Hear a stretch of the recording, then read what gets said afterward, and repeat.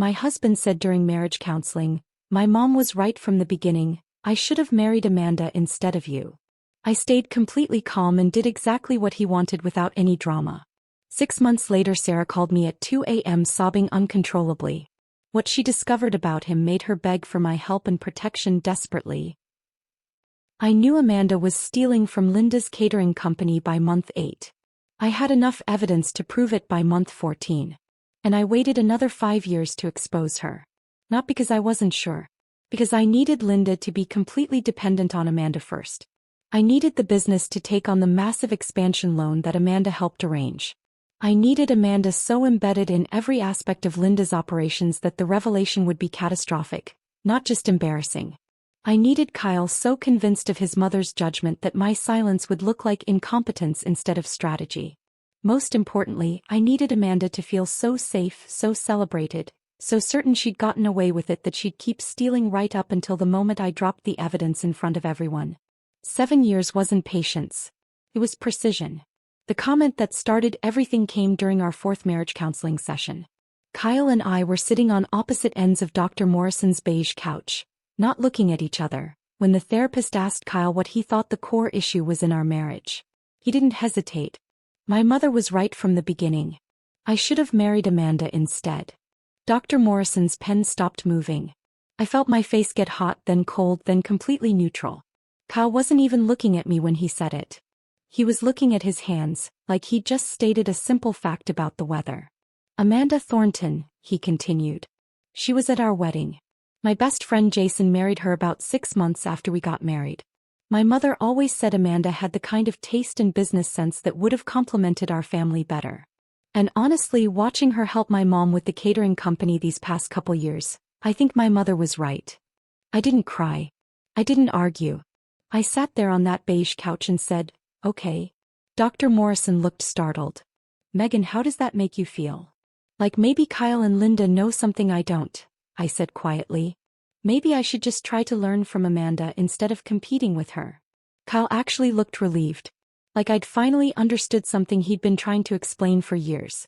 That was the moment I decided. Not to win Kyle back.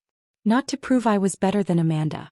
To figure out exactly why Linda was so obsessed with Amanda Thornton, and whether that obsession was based on anything real. Linda owned Prestige Affairs, a catering company she'd built over 25 years into something genuinely successful. She did corporate events, weddings, fundraisers throughout the region. She had 12 full-time staff and brought in seasonal workers for bigger events. It was legitimate, profitable, and entirely Linda's pride. She'd never liked me. From the first family dinner, she'd made that clear. I worked as a data analyst for an insurance company, which Linda found uninspiring. I preferred reading to attending her charity luncheons, which she found antisocial. I wore simple clothes and didn't understand why centerpieces mattered, which apparently confirmed I had no sophistication. Amanda was everything Linda wanted in a daughter-in-law. Amanda attended the art museum fundraisers. Amanda knew which wines paired with which courses. Amanda had opinions about escort card fonts and could discuss floral trends with actual enthusiasm. When Jason married Amanda, Linda practically adopted her. She brought Amanda to vendor meetings. She asked Amanda's opinion on event designs. And then about 2 years into my marriage to Kyle, Linda officially hired Amanda as an event consultant, at $1,500 per event. I was at that family dinner when Linda announced it. "Amanda has such a refined eye," Linda said, beaming. "She's going to help elevate our aesthetic and bring in a more discerning clientele." Kyle nodded along. "That's a great idea, Mom. Amanda really understands quality." I was cutting my chicken and didn't say anything. Linda glanced at me. "Megan, I don't suppose you'd be interested in helping with some of the administrative work? I know numbers are more your speed than creative decisions." It was dismissive. Condescending. Exactly the kind of comment Linda had been making for 2 years. And I said yes. "I'd be happy to help with whatever you need," I told her. "Permits, vendor contracts, invoicing, whatever takes time away from the creative work." Linda looked mildly surprised but pleased. "Well, that would actually be helpful. The paperwork side has gotten tedious." Kyle smiled at me like I'd finally done something right. I started the following week. Linda gave me access to her business accounts, her vendor files, her contract templates. She treated it like she was doing me a favor, letting me be useful in some small way. What she actually did was give me complete visibility into every financial transaction her company made. I'm a data analyst. I look at patterns for a living. And within 2 months, I saw a pattern in Linda's expenses that didn't make sense. There was a vendor called Prestige Event Solutions that provided specialty linens. They charged $8,500 for a corporate event in March. I pulled up Linda's usual linen vendor, Classic Table Rentals, and checked their pricing. The same order from Classic would have cost $3,200. I checked who recommended Prestige Event Solutions. Amanda had suggested them during a planning meeting. Linda approved it without question because Amanda had good taste. I searched the business registration for Prestige Event Solutions. The registered agent was Marcus Thornton. Amanda's husband Jason had a cousin named Marcus. I checked 3 more vendors Amanda had recommended over the past 18 months. 2 of them had similar pricing inflation. One was registered to Marcus Thornton. Another was registered to someone named Vanessa Kellerman, who turned out to be Marcus's girlfriend. Amanda wasn't just recommending vendors. She was recommending fake companies that overcharged Linda, then splitting the difference with whoever ran the shell company. By month 8, I knew what she was doing. By month 14, I had documentation of $47,000 in fraudulent charges across 9 events. And I didn't tell anyone. I kept doing Linda's paperwork. I kept attending family dinners where she praised Amanda's contributions and barely acknowledged my presence. I kept going to therapy sessions where Kyle agreed with his mother that Amanda represented everything I wasn't. And I kept documenting every single invoice Amanda touched. The thing about financial fraud is that it follows patterns. Once someone finds a system that works, they repeat it. Amanda had found a system where she'd recommend a vendor, Linda would approve it based on Amanda's taste, and nobody questioned the pricing because the events still came in under budget overall. Amanda was smart enough to steal selectively, not on every event, just enough that the margins stayed reasonable. But I was tracking every event. Every vendor. Every recommendation Amanda made. I built a spreadsheet that only I could access, backed up in 3 separate places. Invoice copies. Business registrations. Price comparisons with legitimate vendors. Payment records showing exactly where Linda's money went. By the end of year 2, Amanda had stolen $86,000. Linda gave her a raise. "You've brought in such wonderful clients," Linda told her at Christmas dinner. "I don't know what I'd do without your eye for quality." Amanda smiled modestly. "I just want to help the business thrive." I was sitting at the other end of the table eating prime rib and saying nothing. Cal squeezed my hand. "I'm glad you and Amanda get along now," he whispered. "It means a lot to my mom." I squeezed back and smiled. Year 3 was when Amanda made her biggest move. She told Linda the business was ready to expand. Not just more events but a second location. A permanent event space that Prestige Affairs would own, that could be rented out for weddings and corporate functions, that would establish Linda as a major player in the regional event industry. Linda was hesitant. "That's a significant investment. But think of the revenue potential," Amanda said. "And I know a commercial real estate developer who specializes in event spaces. He could walk you through the numbers." The developer was legitimate. The numbers actually made sense. Linda took out a $600,000 loan and bought a converted warehouse space 40 minutes outside the city. The renovation took 8 months. Amanda consulted on every design choice. She recommended the contractor, the lighting designer, the AV installation company. I tracked every payment. The contractor overcharged by 30%. The lighting designer was another Marcus Thornton shell company. The AV installer was legitimate, but Amanda negotiated a bulk discount that I'm certain she pocketed personally.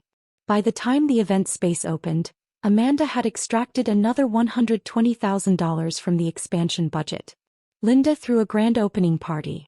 She gave a speech thanking Amanda for her vision and support. "This wouldn't exist without you," she said, tearing up slightly. Amanda hugged her. Kyle applauded. I took photos like the supportive family member I was supposed to be. The event space did well at first. Linda booked 3 weddings in the first 2 months. But the loan payments were substantial, and the operating costs were higher than projected. Linda started looking stressed. The main catering business was still profitable, but not enough to comfortably cover both operations. Amanda suggested bringing in a business consultant. Someone who can look at your operations and find efficiencies, she said. The consultant Amanda recommended charged $15,000 for a 3-month engagement. I checked his background. He'd worked with Marcus Thornton at a previous company. The report he delivered was generic advice Linda could have found in any business management book. Year 4, Linda started cutting costs. She reduced staff hours. She negotiated harder with her legitimate vendors. She stopped taking a full salary some months so she could make the loan payment. And she kept paying Amanda's inflated vendors, because Amanda was the one person she trusted completely. Kyle and I went to therapy less frequently. Dr. Morrison said we'd made progress, which was hilarious because Kyle and I barely spoke at home beyond logistics. He worked long hours at his accounting firm. I worked my insurance job during the day and spent evenings doing Linda's administrative work. Nobody questioned why I was so dedicated to helping. Linda thought I'd finally accepted my place in the family. Kyle thought I was trying to make amends for not being Amanda. I was building a case that now included $230,000 in documented fraud. Year 5 was when I started getting specific about timing. I needed Linda completely dependent on Amanda.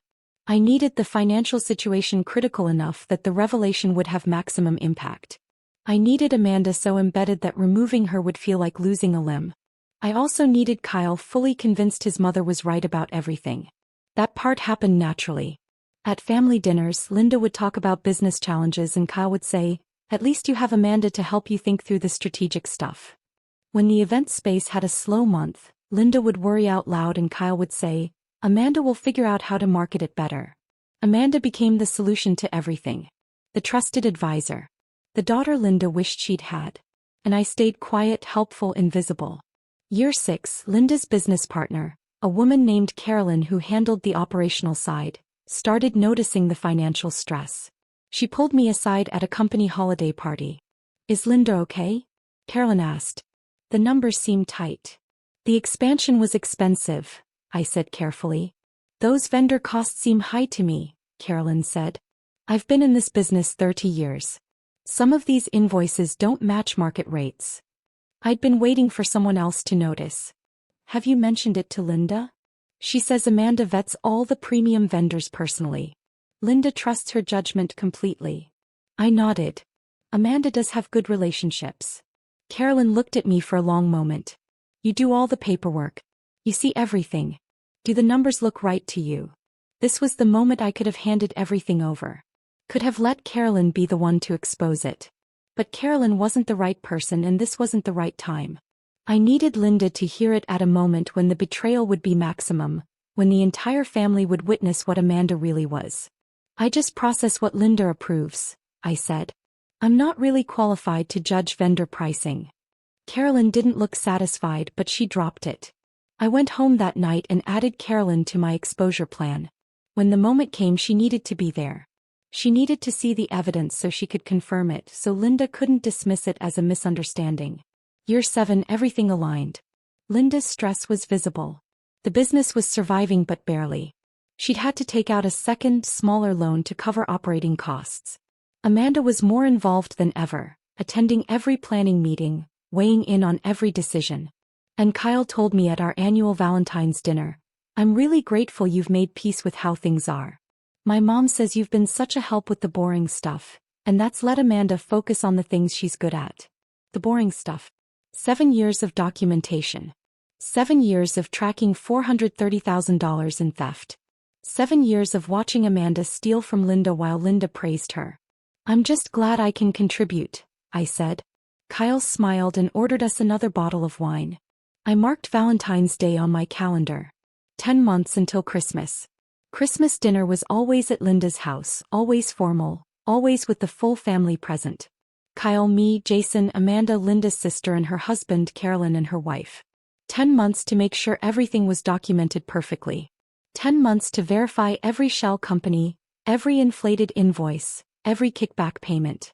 10 months to build a presentation so airtight that there would be no wiggle room, no excuses, no possibility of dismissal. I worked late every night that spring. Linda thought I was being extra helpful. Kyle thought I was probably avoiding dealing with our marriage problems.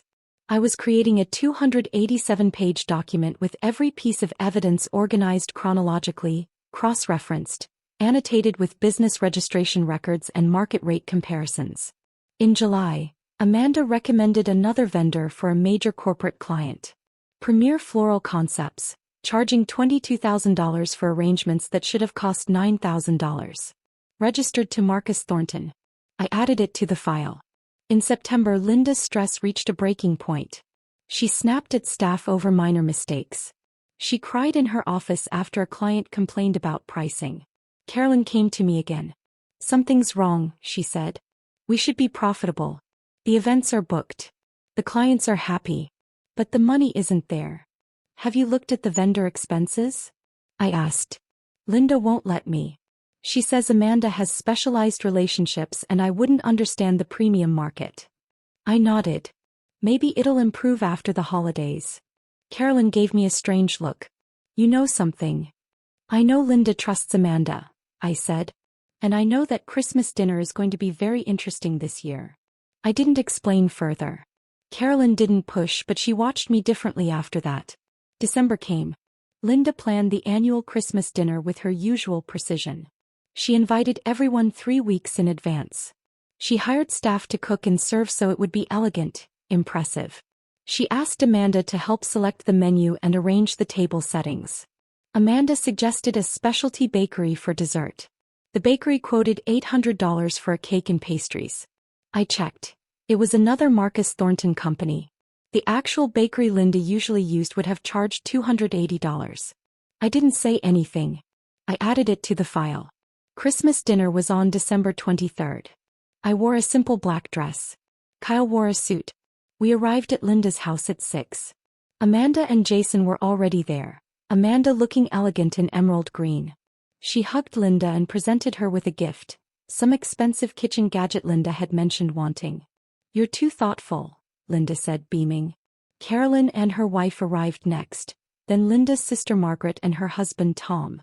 We gathered in Linda's formal dining room, the table set with china and crystal, candles everywhere, Christmas music playing softly. Linda was stressed but hiding it well. The business was struggling, but she'd never admit it in front of family. She poured champagne and made a toast. "To family," she said. "And to the people who've supported Prestige Affairs through another successful year." She looked directly at Amanda when she said it. "I genuinely don't know what I would have done without your guidance and friendship, Amanda. You've been such a gift to this family and to my business." Amanda smiled warmly. "It's been my pleasure. I love what you've built, Linda." Kyle raised his glass. Jason raised his. I raised mine. We sat down to dinner. The conversation flowed around me. Business talk, holiday plans, Margaret's upcoming cruise. I ate roast beef and scalloped potatoes and waited. Dessert came out. The $800 cake from Amanda's recommended bakery. It was beautiful, elaborate, completely unnecessary. Linda cut slices. Everyone praised it. Amanda mentioned she'd found the bakery and thought Linda would appreciate their artistry. "Everything you recommend is always perfect," Linda said. I reached into my bag and pulled out a manila folder. I placed it on the table next to Linda's dessert plate. The conversation didn't stop immediately. Linda glanced at the folder, confused. "What's this?" 7 years of documentation, I said quietly. Every vendor Amanda recommended. Every invoice she influenced. Every dollar that left your business and went to shell companies owned by Marcus Thornton and his associates. The table went silent. Linda stared at me. "What are you talking about?" "Amanda has been stealing from Prestige Affairs since month 6 of her consulting arrangement. The folder has 287 pages of evidence. Business registrations. Invoice comparisons with market rates. Payment records. She's extracted $437,000 from your company over 7 years, including $140,000 from the expansion project that you're currently struggling to finance."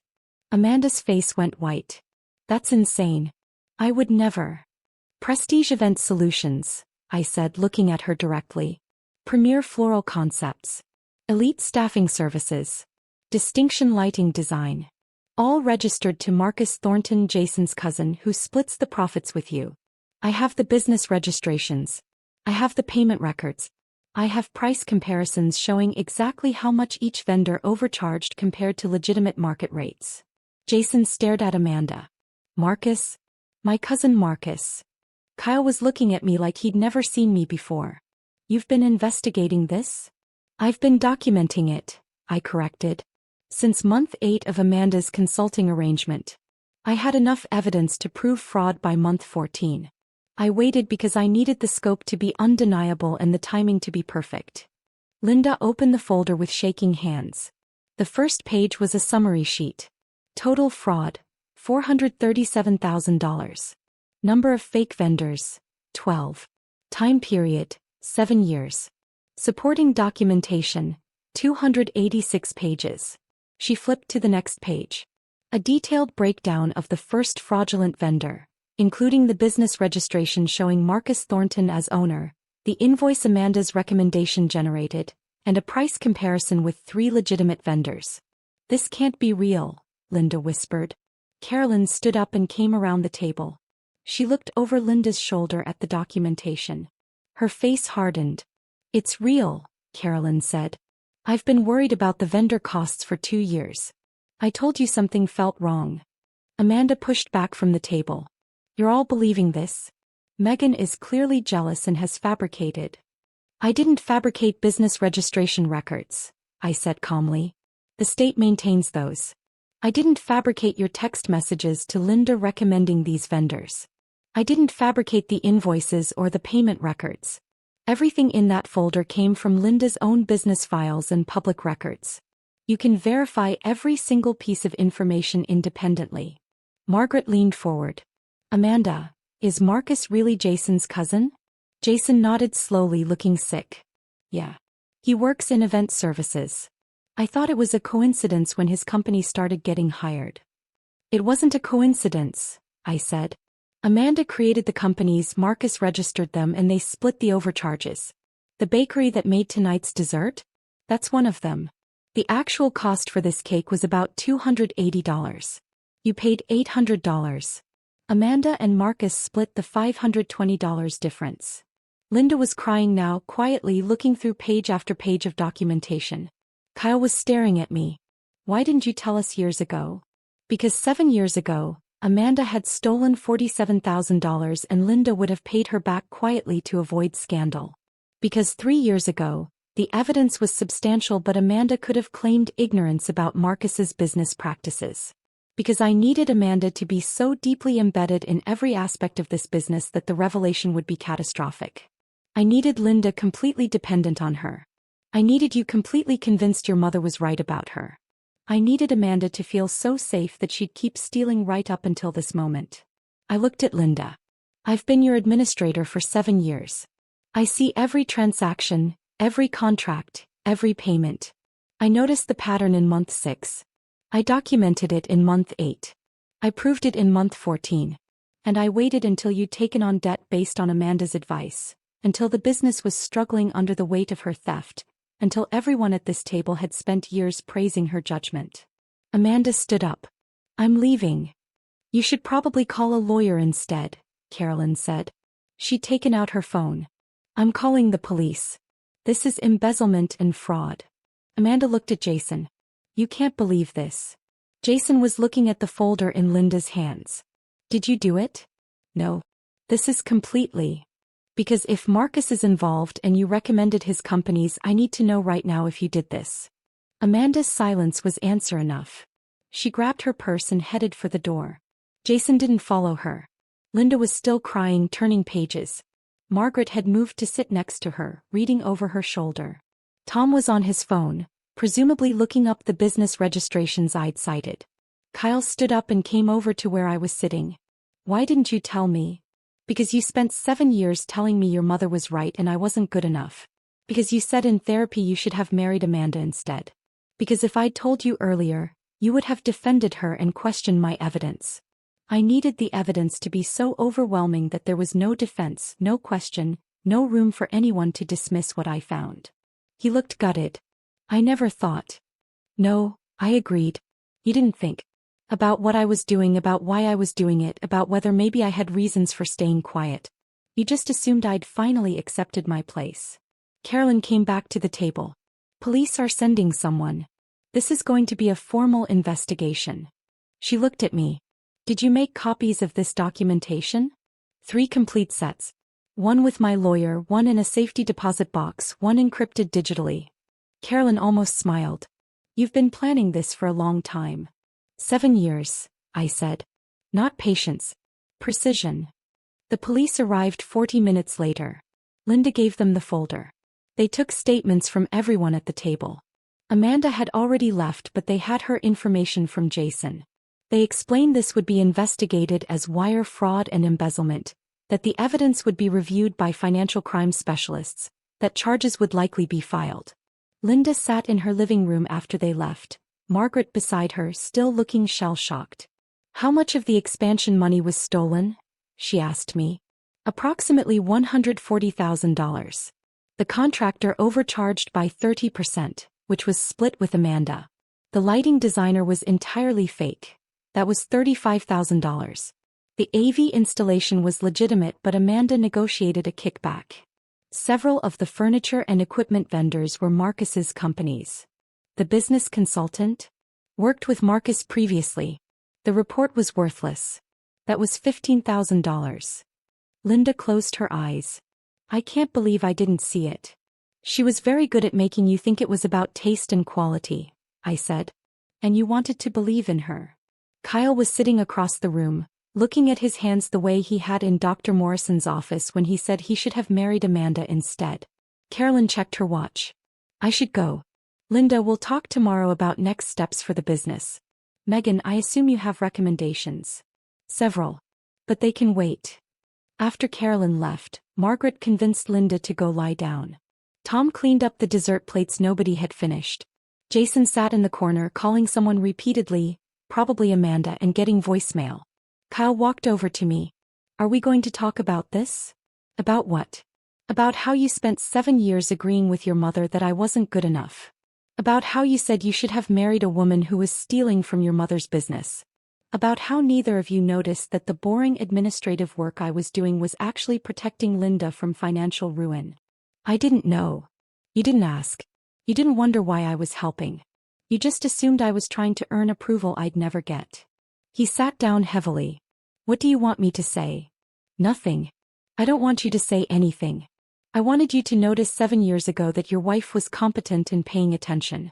I wanted your mother to respect the work I was doing instead of dismissing it. I wanted Amanda to face consequences for theft instead of praise for sophistication. I got 2 out of 3. I stood up and got my coat. Where are you going? Kyle asked. Home. Our home, not your mother's house. I'm tired. I drove home alone, leaving Kyle at his mother's house to deal with the aftermath. I made tea and sat in my quiet kitchen and felt nothing except a kind of distant satisfaction. 7 years of watching Amanda steal while everyone praised her. 7 years of being dismissed as not good enough. 7 years of documentation and patience and precision. And now Linda knew. Kyle knew. Jason knew. Carolyn knew. The police knew. Amanda's life was about to collapse. The criminal investigation. The civil lawsuit Linda would file. The divorce Jason would initiate. The exposure in their social circle. Everything she'd built on fraud and theft, gone. I slept well that night. The next morning Linda called me. Can you come by the office? Carolyn and I need to talk to you. I drove to Prestige Affairs. Linda looked like she hadn't slept. Carolyn looked grim but focused. We need you to walk us through everything, Linda said. The police will need it, but I need to understand it first. I spent 4 hours going through the documentation. Every vendor. Every invoice. Every shell company. Linda cried twice. Carolyn took detailed notes. By the end, they had a complete picture of how Amanda had systematically stolen from the business while positioning herself as its savior. The expansion loan, Linda said. If she hadn't inflated those costs. You'd be profitable right now, Carolyn finished. The event space would be working exactly as projected. Linda looked at me. Why didn't you tell me earlier? When you first noticed? Because I needed you to see the full scope. If I'd told you in month 8 when I had $47,000 in evidence, you might have paid her back quietly, fired her and moved on. She would have faced minimal consequences. I needed the theft to be so extensive, so undeniable, so embedded in your business decisions that there was no way to minimize it. You let her keep stealing for 7 years. I documented her stealing for 7 years. Every dollar she took is accounted for. Every fake company is traced. When you sue her, when the police prosecute her, there will be no question about guilt or damages. That's what 7 years of precision gets you. Linda was quiet for a long time. Then she said, "I'm sorry. For how I treated you. For what I said about you. For believing Amanda instead of your daughter-in-law who was actually protecting your business," I said. "Yeah. I don't know how to fix this." "You can't. You can move forward. You can rebuild. You can use my documentation to recover some of the money through lawsuits and insurance claims. But you can't fix 7 years of choosing Amanda over me." Carolyn looked at me carefully. "What are you going to do?" "I'm going to file for divorce," I said. "I already have the paperwork started." Linda's face crumpled. "Because of Kyle saying he should have married Amanda?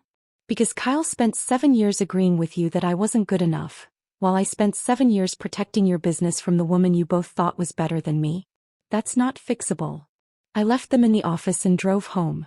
Kyle was there sitting at the kitchen table. "My mom called me," he said. "She told me you're filing for divorce." "I am. Because of what I said in therapy. Because of what you said, what you believed, what you never questioned. I watched you agree with your mother for 7 years that Amanda was superior in every way. I watched you trust her judgment over mine. I watched you dismiss everything I did as just administrative work. And I waited until you saw exactly who Amanda really was before I ended this." "You really waited 7 years just to prove a point?" "I waited 7 years to prove Amanda was a criminal, and I was the only person paying close enough attention to catch her. That's not a point. That's a fact." He looked devastated, which was not particularly satisfying but also not my problem anymore. The police investigation took 3 months. They confirmed everything in my documentation. Amanda was charged with wire fraud, embezzlement, and operating a criminal enterprise. Marcus was charged as an accomplice. The prosecution was solid. Jason filed for divorce immediately. Linda filed a civil lawsuit to recover damages. Her insurance covered some of the theft. The lawsuit would take years but would likely succeed given the criminal evidence. Kyle and I went through mediation. It was civil but cold. We divided assets. I kept the documentation that had saved his mother's business. He kept the family that had spent 7 years telling him I wasn't good enough. Christmas came around again. I wasn't at Linda's formal dinner. I was in my own apartment, the one I'd rented after the divorce finalized, drinking wine and reading. My phone rang at 2 a.m. Unknown number. I almost didn't answer. It was Amanda. "Megan." Her voice was wrecked. Sobbing. "Please. I need help. You need a lawyer. You have charges pending." I know. But there's something else. Something I found out about Marcus. About what else he was doing. I'm scared. I don't know who to trust." "Why would you call me?" "Because you spent 7 years documenting everything. You see patterns. You understand how this stuff works. Please. I'll tell you everything. About how it started. About why I did it. About what Marcus is involved in that I didn't know about. I just need someone who'll actually listen." I hung up. She called back immediately. "Please. I'm not asking for forgiveness. I'm asking for help.